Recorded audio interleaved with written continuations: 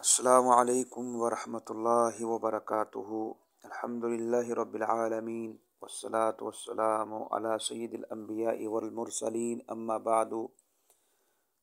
حضرات گرامی، سامعین کرام، مشارکین اعظام، مقدمہ صحیح مسلم کی آخری بحث خبر معنن کے بارے میں آپ سماعت کر رہے تھے، جس میں امام مسلم رحمہ اللہ کا آپ نے موقف ملاحظہ فرمایا کہ اتصال سند کے لیے ثبوت لقاء ضروری نہیں ہے، امکان لقاء اور معاصرت ہی کافی ہے۔ امام مسلم رحمہ اللہ نے اس موقف کو پرزور الفاظ سے رد کیا جس میں کہا گیا کہ کم از کم ایک مرتبہ راوی اور مروی عنہ کا لقاء ہونا ضروری ہے۔ امام مسلم رحمہ اللہ آئندہ اپنی بحث میں، اپنے اس مقدمہ میں اپنی دی ہوئی معلومات اور اسی طرح اپنے موقف کے دلائل ذکر فرما رہے ہیں، مثالوں سے اس کی وضاحت فرما رہے ہیں۔ پیچھے آپ نے یہ بات ملاحظہ فرمائی تھی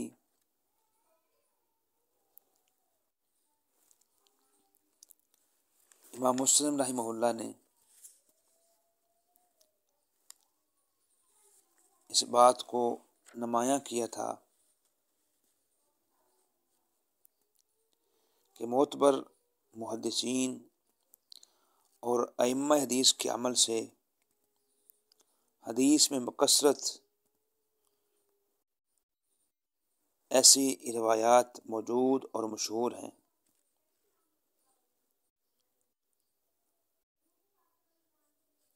اور بہت سی روایات پر ان کے اس موقف پر استدلال کیا جا سکتا ہے۔ اب ان کی وہ مثالیں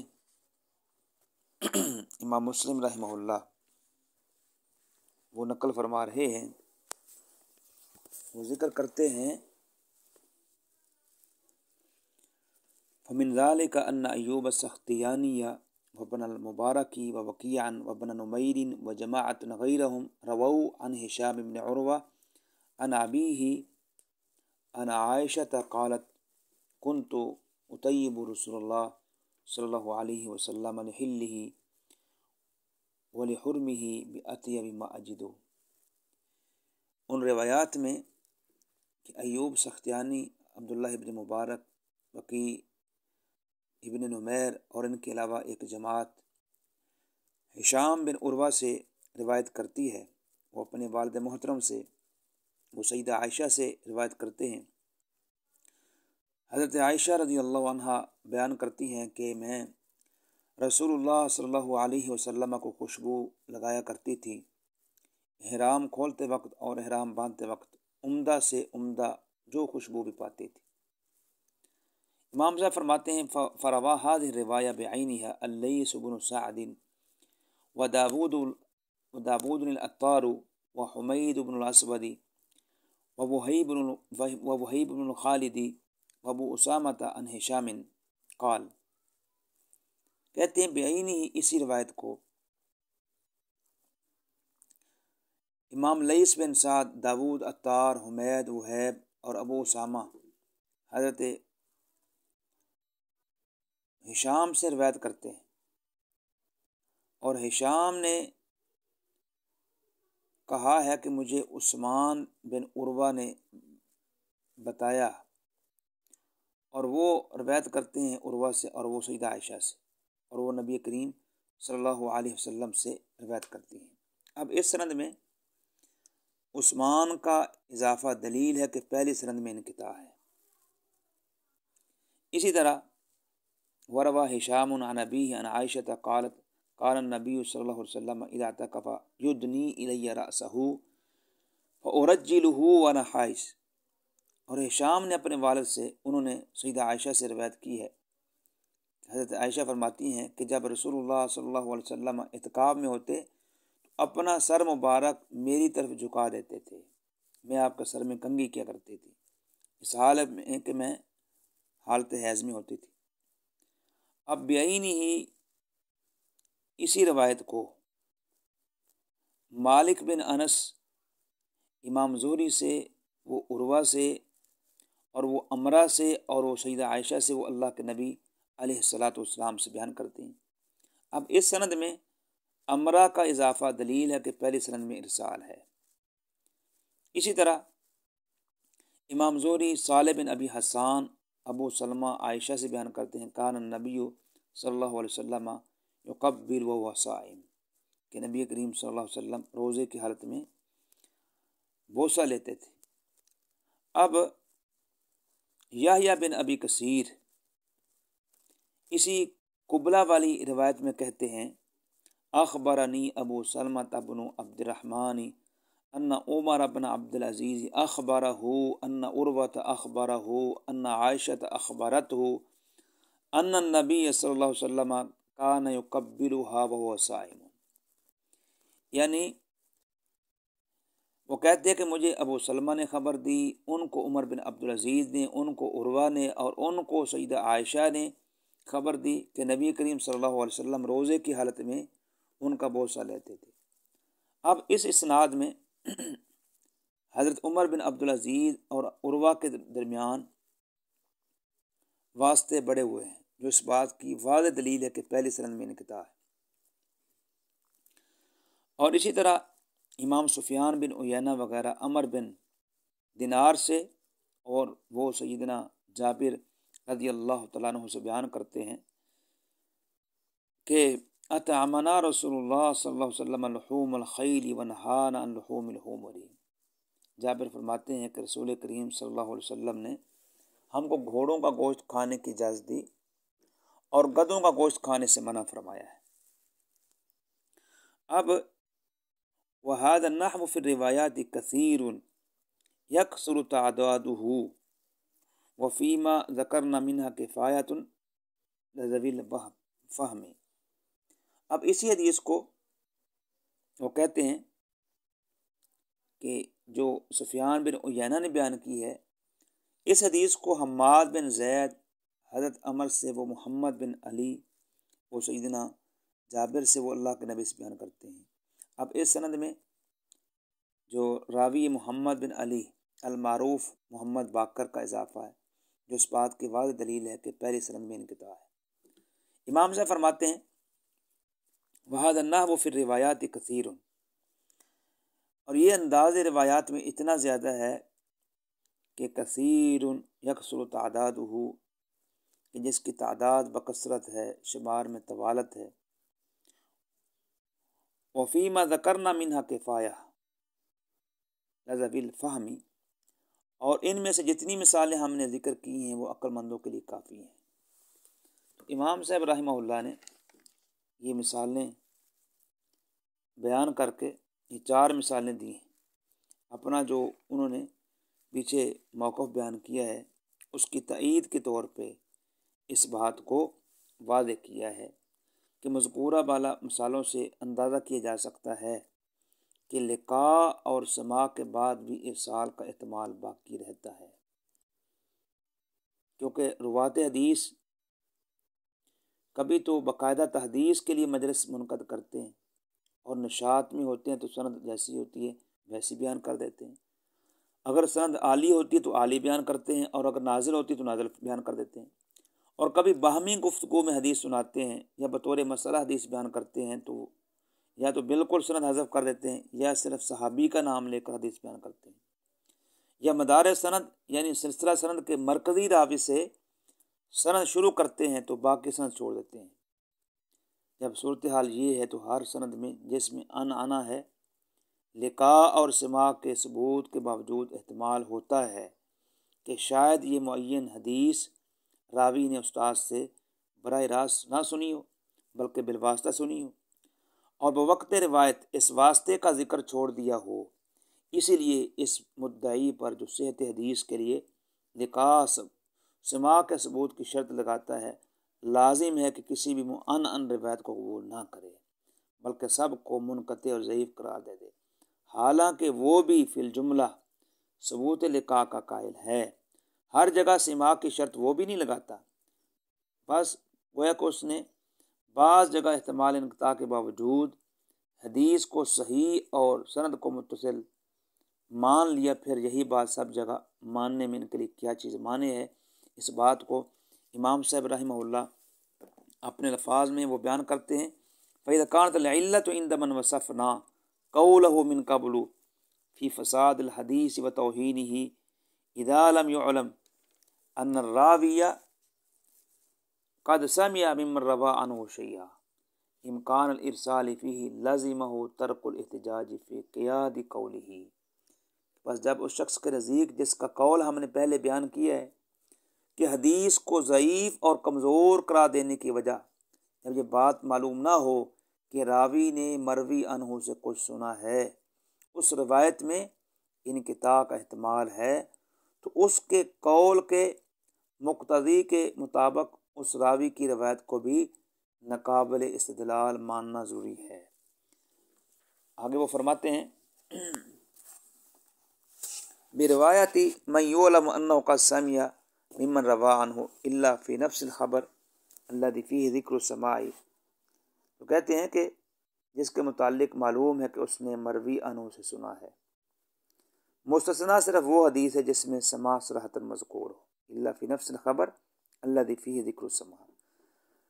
لما بینا من قبل عن الائمۃ الذین نقلوا الاخبار۔ اس کی وجہ یہ ہے کہ ہم پہلے ان ائمہ کے بارے میں جنہوں نے حدیث روایت کی ہیں بیان کر آئے ہیں کہ ان کے حوال مختلف تھے، انہم کانت لہم تارات یرسلون فیہا الحدیث ارسالا ولا یذکرون من سمعوا منہ وتارات ینشطون فیہا یسندون الخبر علی حیۃ ما سمعوا یخبرون بالنزول فیہ ان نزلوا وبالصعود ان صعدوا کما شرحنا ذلک عنہم، کہ بعض حالات میں وہ حدیث کو بالکل ہی مرسل بیان کرتے تھے، یعنی منقطع، اور شخص کا نام نہیں لیتے تھے جس سے انہوں نے حدیث سنی ہے، اور بعض حالات میں نشاط میں ہوتے، چستی میں ہوتے، تو وہ حدیث کی اسناد اس طرح بیان کرتے جس سے انہوں نے حدیث سنی ہو، چنانچہ وہ حدیث کو نزول کے ساتھ بیان کرتے تھے، اور اگر ان کی سند نازل ہوتی، اور علو کے ساتھ بیان کرتے تھے اگر ان کی سند عالی ہوتی، جیسا کہ ہم نے اس کی تشریح پہلے کر دی، یعنی کہ ان کی روایات کو بطور مثال ذکر کر کے وہ بیان کر چکے ہیں۔ تو بہرحال امام صاحب رحمہ اللہ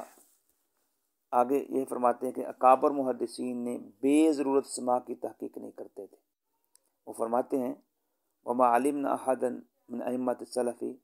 اما یستعمل الخبار، کہ ہم کسی کو نہیں جانتے ان ائمہ متقدمین میں سے جو حدیث سے استدلال کرتے ہیں اور متفقد صحت الاسانید وسقمھا، اور اسانید کی صحت اور ضعف کی چھان بین کرتے ہیں، جیسے امام ایوب سختیانی ہیں، امام ابن عون ہیں، امام مالک ہیں، شعبہ بن حجاج ہیں، یحییٰ بن سعید القطان ہیں، عبد الرحمن بن مہدی ہیں، اور ومن بعدہ من اہل الحدیث، اور وہ محدثین جو ان کے بعد ہوئے ہیں، فتشوا عن موضع سماع فی الاسانید، انہوں نے اسانید میں سماع کے مقامات کی تفتیش کی ہے کہ کہاں سماع ہے اور کہاں نہیں ہے، کما ادعاہ الذی وصفنا قولہ من قبل، جیسے کہ اس شخص کا دعویٰ ہے جس کا قول ہم نے پہلے بیان کیا۔ مطلب یہ ہے کہ اکابر محدثین جس کا نام امام صاحب نے لیا ہے، جو حدیث کے مسائل میں استدلال بھی کرتے ہیں اور سندوں کے صحت و ضعف کی بحث بھی کرتے ہیں، تو بے ضرورت لقاء سماع کی تحقیق نہیں کیا کرتے تھے، کیونکہ جب روات ثقہ ہیں، ان کے حدیث پر اعتماد کیا گیا ہے، تو پھر اس بدگمانی کی کیا ضرورت ہے کہ ہو سکتا ہے کہ انہوں نے مروی عنہ سے روایت براہ راست کہ نہ سنی ہو، بلکہ ان کی روایت ہی لقاء سماع کی وہ کہتے ہیں دلیل ہے۔ ہاں یہ بات ہے کہ مدلس جو راوی ہے اس کی روایت کے بارے میں اگر وہ عنان کے ساتھ بیان کرتا ہے، سماع کی تحقیق کی جائے گی، جیسا کہ امام صاحب نے آگے اس بات کو واضح کیا ہے۔ کہ وَإِنَّمَا كَانَ التَّفَقُّدُ مَنْ تَفَقَّدَ مِنْهُمْ سَمَاعَ رُوَاةِ الْحَدِيثِ مِمَّنْ رَوَى عَنْهُمْ إِذَا كَانَ الرَّاوِي مِمَّنْ عُرِفَ بِتَدْلِيسِ فِي الْحَدِيثِ وَشُهِرَ بِهِ، اور جن ائمہ نے مروی عنہ سے راویان حدیث کے سماع کی تفشیش کی ہے، وہ اسی صورت کی ہے کہ جب راوی بیان حدیث میں تدلیس کے ساتھ معروف ہو اور تدلیس میں اس کی شہرت ہو، اس وقت محدثین اس کی روایت میں سماع کی تحقیق کرتے تھے، جیسا کہ وہ بیان کرتے ہیں فَحِينَ إِذٍ يَبْحَثُونَ عَنْ سَمَاعِهِ فِي حَدِيثِهِ وَيَتَفَقَّدُونَ ذَلِكَ مِنْهُ، اور اسی طرح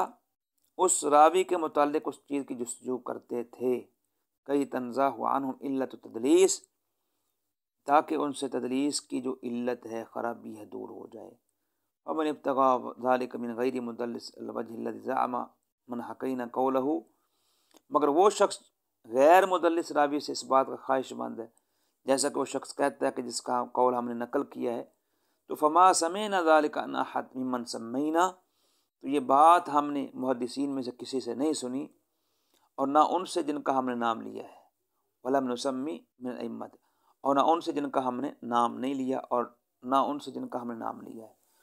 تو بہرحال بیان کرنے کا ان کا مقصد واضح ہے کہ اکابرین جو محدثین ہیں مروی عنہ سے راوی کے سماع کی تحقیق صرف اسی صورت میں کرتے تھے جب راوی تدلیس میں مشہور ہو۔ تدلیس کا معنی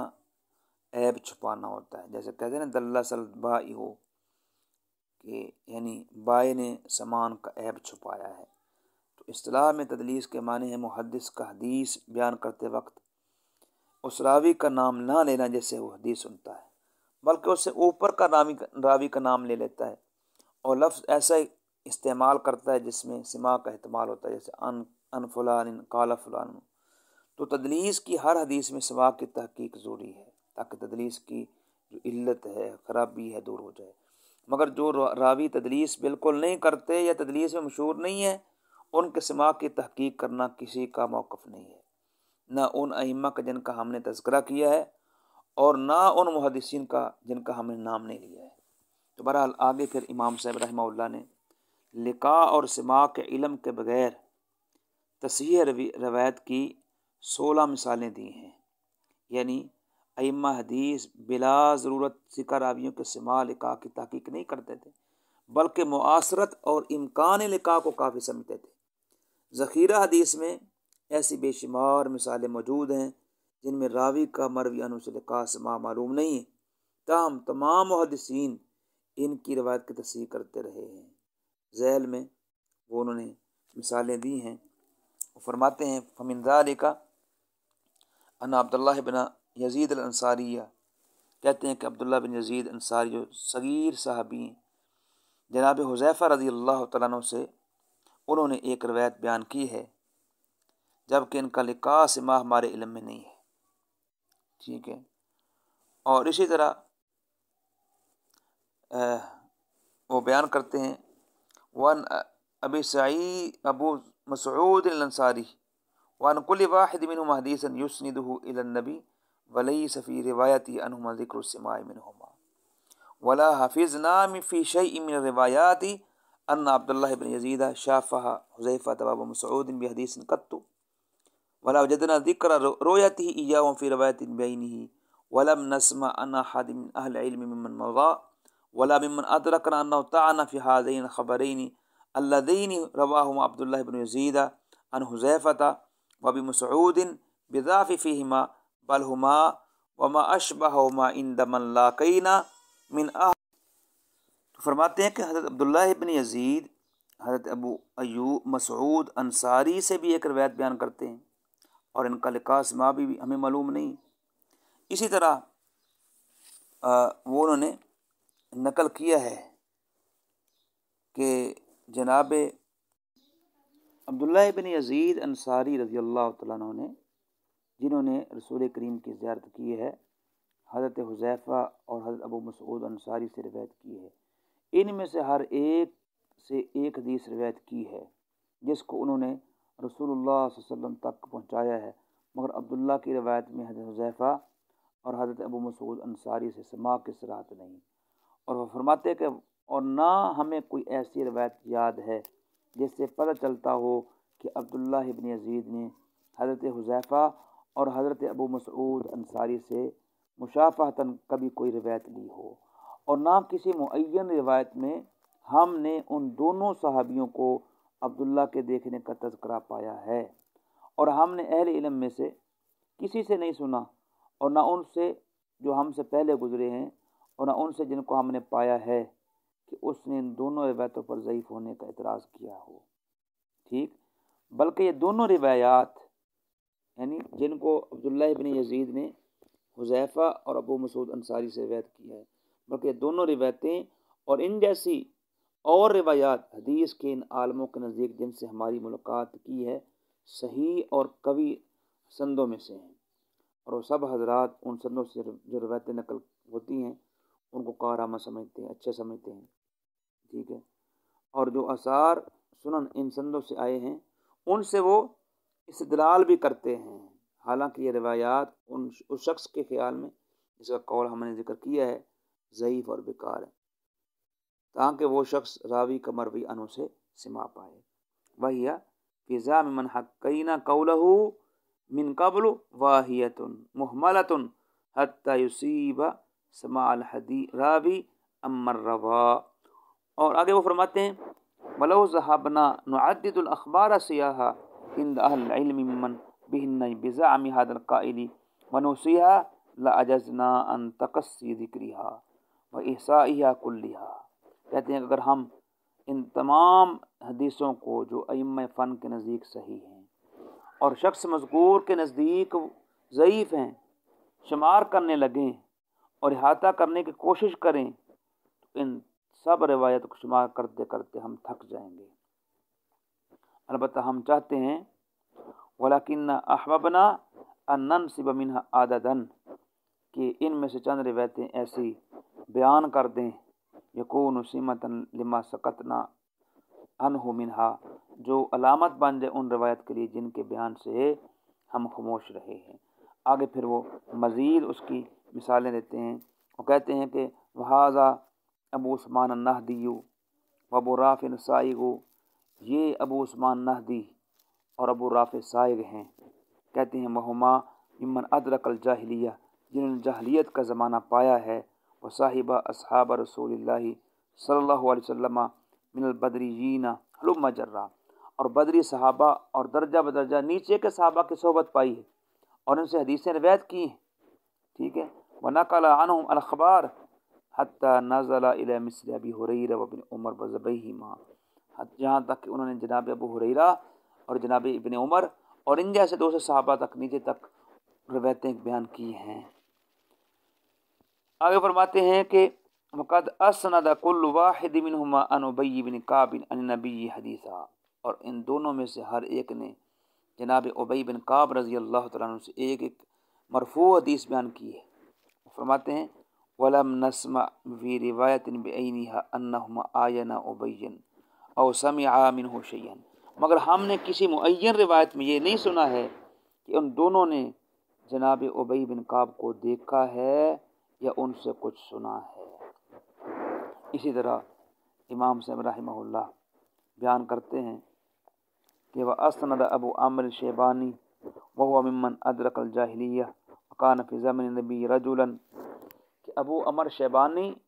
اور وہ ان لوگوں میں سے ہیں جنہوں نے جاہلیت کا دور پایا ہے اور نبی کریم صلی اللہ علیہ وسلم کے زمانہ میں وہ جوان تھے، اور اسی طرح وہ ابو معمر عبداللہ بن صخبرہ کل واحد منہما نبی مسعود الانصاری عن النبی خبرین، کہ ابو معمر عبداللہ بن صخبرہ ہر ایک نے دو دو حدیثیں جناب ابو مسعود انصاری سے مرفوعاً روایت کی ہیں۔ اسی طرح عبید بن عمیر سیدہ ام سلمہ سے ایک مرفوع حدیث انہوں نے بیان کی ہے،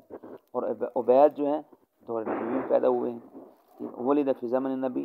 اسی طرح قیس بن ابی حازم نے نبی کریم علیہ الصلوۃ والسلام کے دور کو پایا ہے اور حضرت ابو مسعود انصاری سے 3 مرفوع حدیثیں بیان کی ہے۔ اس طرح عبد الرحمن بن ابی لیلہ نے قد حفظ عن عمر بن الخطاب وصحب علی عن انس بن مالک عن نبی حدیثہ، انہوں نے حضرت عمر فاروق رضی اللہ تعالیٰ عنہ سے ایک حدیث سنی ہے اور جناب علی رضی اللہ تعالیٰ عنہ کی صحبت پائی ہے، اور جناب انس بن مالک رضی اللہ تعالیٰ عنہ سے ایک مرفوع روایت بیان کی ہے۔ اسی طرح ربعی بن حراش وہ حضرت عمران بن حسین سے دو مرفوع حدیثیں بیان کرتے، اور ابو بکرہ رضی اللہ تعالیٰ عنہ سے ایک مرفوع حدیث روایت کی گئی، اور اسی طرح ربعی نے جناب علی رضی اللہ تعالیٰ عنہ سے ایک حدیث سنی ہے اور ان سے روایت بھی کی۔ اسی طرح نافع بن جبیر بن مطعم نے ابو شریح سے خزائی سے روایت سنی اور وہ نبی کریم سے بیان کرتے ہیں۔ اس طرح نعمان بن ابی عیاش ابو سعید خدری سے وہ 3 مرفوع روایتیں کہ انہوں نے بیان کی ہیں۔ اسی طرح عطا بن یزید اللیثی نے جناب تمیم داری سے ایک مرفوع حدیث بیان کی۔ اس طرح سلیمان بن یسار نے حضرت رافع بن ختیج سے ایک مرفوع حدیث بیان کی، اور اسی طرح حمید بن عبد الرحمن حمیری نے جناب ابو ہریرہ سے کئی مرفوع حدیثیں بیان کی ہیں۔ اب امام صاحب اوپر والی مثالوں پر تبصرہ کرتے ہوئے فرماتے ہیں فَكُلُّ أُولَٰئِكَ التَّابِعِينَ الَّذِينَ نَسَبْنَا رِوَایَتَهُمْ عَنِ الصَّحَابَةِ الَّذِينَ سَمَّيْنَاهُمْ لَمْ يُحْفَظْ عَنْهُمْ سِمَاعٌ عَلِمْنَاهُ مِنْهُمْ فِي رِوَایَةٍ بِعَیْنِهِ، کہتے ہیں یہ سب تابعین جن کی نامزد معین صحابہ سے روایتیں ہم نے بطور مثال ذکر کی ہیں، ان کے بارے میں ایسا سماع مروی نہیں ہے جسے ہم کسی معین روایت میں جانتے ہوں، ٹھیک ہے جی۔ اور اس طرح آگے فرماتے ہیں اور نہ کسی معین روایت میں یہ بات مروی ہے، ٹھیک، ولا انہم، کیا مروی ہے کہ ان تابعین نے ان صحابہ سے ملاقات کی ہو، حالانکہ وہ فرماتے ہیں یہ سب حدیثیں ولا انہم لقوہم فی نفس خبر الحدیث وہی اسانید عند ذوی المعرفت فی بالاخبار والروایات من سائر حدیث، یہ تمام روایات یہ عارفین روایت و اخبار کے نزدیک صحیح اور اسانید ہے۔ اور آگے فرماتے ہیں کہ لا نعلمہم وہنوا منہا شیئا قط، اور ہم کسی محدث کو نہیں جانتے اس نے ان روایتوں میں سے کسی روایت کو ضعیف قرار دیا ہو، وَلَلْتَمَسُوا فِيهَا سَمَاعَ بَعْضِهِمْ بَعْضٍ، اور اس نے ان روایتوں میں سے کسی کو ضعیف کہا ہو یا سماع کی تلاش جستجو کی ہو، کیونکہ اذا السماع لكل واحد منهم ممکن من صاحبہ، کیونکہ ہر ایک کا سماع مروی عنہ سے ممکن ہے، غیر معروف نہیں ہے۔ اذا السماع لكل واحد منهم ممکن من صاحبہ غیر مستنکر لکونہم جميعا كانوا في العصر الذي اتفقوا فيه، کیوں؟ اس لیے کہ وہ کہتے ہیں کہ غیر معروف نہیں ہے ان سب حضرات کے زمانہ ایک ہونے کی وجہ سے، سب کا جو دور ہے لکونہم جميعا كانوا في العصر الذي اتفقوا فيه، آگے وہ یعنی اس میں انہوں نے بیان کیا ہے کہ اوپر جن تابعین کی نامزد صحابہ سے روایتیں بطور مثال ذکر کی گئی ہیں، ان تابعین کا کسی روایت میں ان صحابہ سے لکھا سماع مروی نہیں ہے، تاہم وہ روایتیں محدثین کے نزدیک صحیح اور اسانید ہیں۔ آج تک کسی نے ان روایتوں کو ضعیف نہیں کہا، نہ کسی نے لکھا سماع کی جستجو کی ہے، کیونکہ زمانہ ایک ہونے کی وجہ سے سماع ممکن ہے، لکھا ممکن ہے، اور یہ امکان ہی سند کے متصل ہونے کے لیے کافی ہے۔ آگے امام صاحب رحمہ اللہ اس مقدمہ کا خاتمہ کرتے ہوئے، اس کو مکمل کرتے ہوئے وہ ارشاد فرماتے ہیں، جس کا خلاصہ یہ ہے کہ جس قول کی دیر سے تردید کی جا رہی ہے وہ قول قطعا ناقابل التفات، ناقابل تشہیر ہے، کیونکہ وہ فاسد کلام ہے، متقدمین میں سے کوئی اس کا قائل نہیں ہے اور متاخرین میں بھی اس کو اجنبی سمجھتے ہیں، اس لیے اس قول کی اس سے زیادہ تردید کی حاجت نہیں ہے، اور وہ اس لیے فرماتے ہیں وَكَانَ هَذَا الْقَوْلَ الَّذِي أَحْدَثَهُ الْقَائِلُ الَّذِي حَكَيْنَا فِي تَوْهِينِ الْحَدِيثِ بِالْعِلَّةِ الَّتِي وَصَفَ أَقَلَّ مِنْ أَنْ يُعَرَّجَ عَلَيْهِ وَيُثَارُ ذِكْرُهُ، کہ یہ قول جسے اس قائل نے ایجاد کیا ہے، جس کو ہم نے نقل کیا ہے، حدیث کو کمزور کرنے کے لیے اس سبب سے اس کا اس نے ذکر کیا ہے، کہتے ہیں کم رتبہ ہے، یعنی اس کا رتبہ کہ اقل من ان يعرج علیہ صار ذکرہ، اس سے کہ اس پر اعتماد کیا جائے اور اس کی تشہیر کی جائے، اذ کان قولا محدثا، کیونکہ ایک یہ جدید قول ہے، ایجاد کردہ قول ہے، وکلاما خلفا، اور فاسد کلام ہے، لم یقلہ احد من اہل علم سلف، اس کا متقدمین اہل علم میں سے کوئی بھی قائل نہیں ہے، کسی بھی نے اس قول نہیں کہا، وَيَسْتَنْكِرُهُ مَنْ بَعْدَهُمْ خَلَف، اور جو لوگ بعد میں آئے وہ بھی اس قول کو اجنبی سمجھتے ہیں، لہٰذا فلا حاجت بنا فی ردہ اکثر مما شرحنا، لہٰذا ہم نے جتنی تشریح کر دی ہے اس سے زیادہ تردید کی ضرورت نہیں ہے، کیوں؟ اس لیے اذ کان قدر المقالۃ وقائلها القدر الذی وصفنا، وہ کہتے ہیں کیونکہ بات کی اور اس کے قائل کی اوقات اتنی ہی ہے جتنی ہم نے بیان کر دی ہے، اور اللہ ہی سے ہم مدد طلب کرتے ہیں، واللہ المستعان علی دفع ما خالف مذہب العلماء وعلیہ تقلان، اور اللہ ہی سے ہم مدد طلب کرتے ہیں اس قول کو دور کرنے کے لیے جو علماء کے مذہب کے خلاف ہے، اور اسی پر اعتماد ہے، اور تمام تعریفیں تنہا اللہ کے لیے ہیں، اور رحمت نازل فرمائے اللہ تعالی ہمارے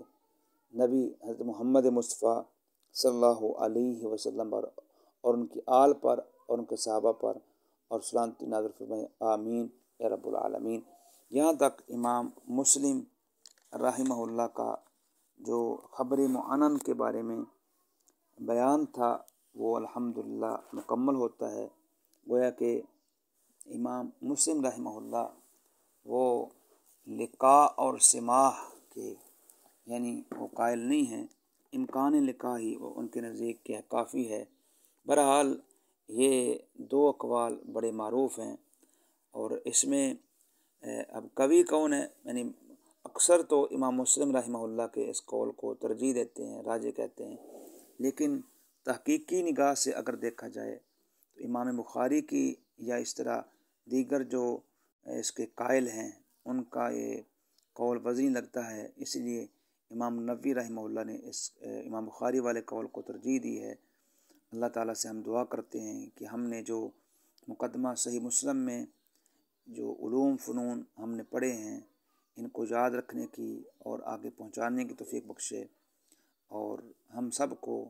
قرآن و سنت کو صحیح طور پر سمجھنے کی توفیق بخشے۔ اسی پہ اکتفا کرتے ہیں۔ صلی اللہ تعالیٰ علی خیر خلقہ محمد و آلہ و صحابہ اجمعین۔